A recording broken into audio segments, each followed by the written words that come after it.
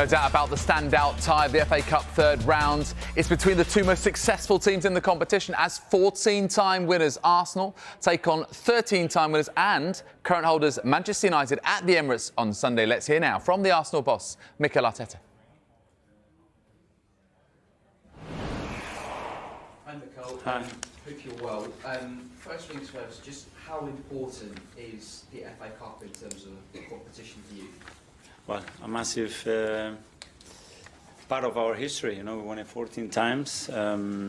It's a competition very attached to us, and a beautiful game to play against a massive club with very special occasion as well, with the amount of supporters that they're going to bring as well. So, a very, very good game.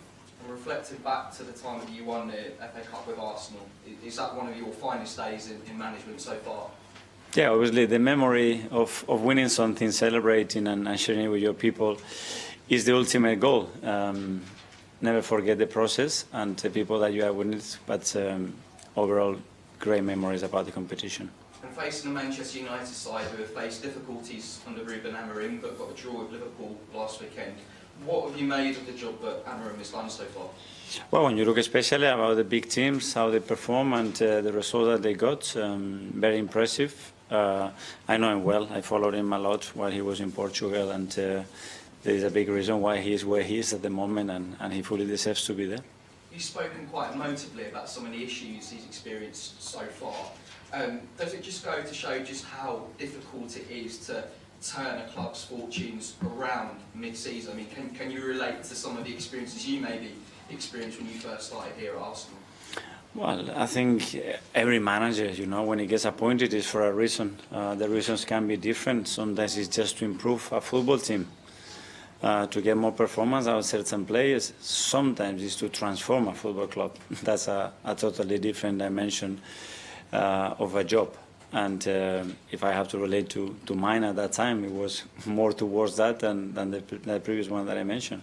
And lastly, you've had some success in the January transfer window before, the likes of Trossard and Jorginho coming in. What sort of profile player do you look for when you go to recruit in the January transfer window?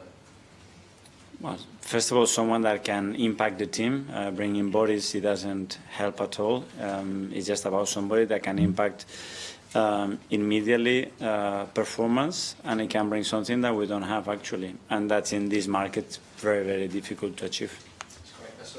Thank you. Gail from Sky Sports.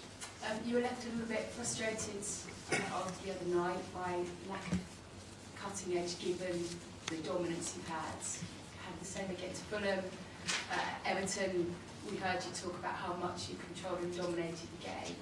Where do you find that from? Is that solution, do you believe, in those players, or are you at the point now where maybe there is somebody out there in January that can alter the chances? My players. Pardon? My players.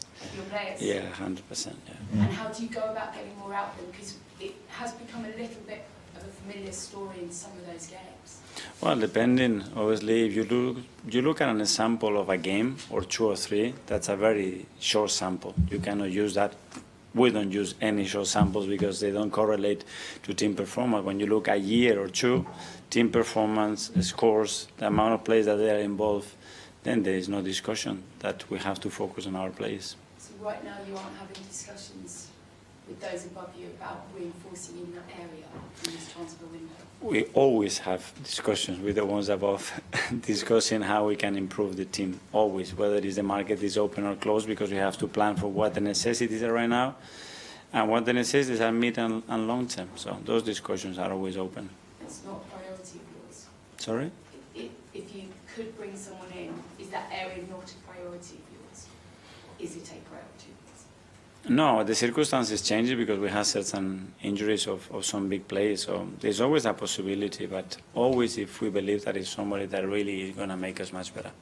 And just finally, the all-important question, how's the ball for the weekend? Because it's another new ball and it's a very special ball, isn't it?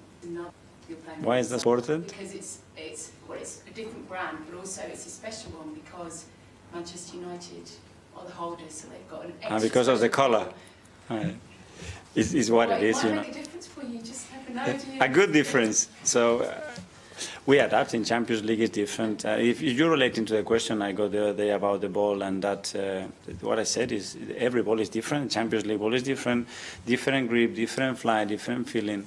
That's it. It's not an excuse. It's a reality. Every pitch is different. Weather conditions changing in football. That's the beauty of it.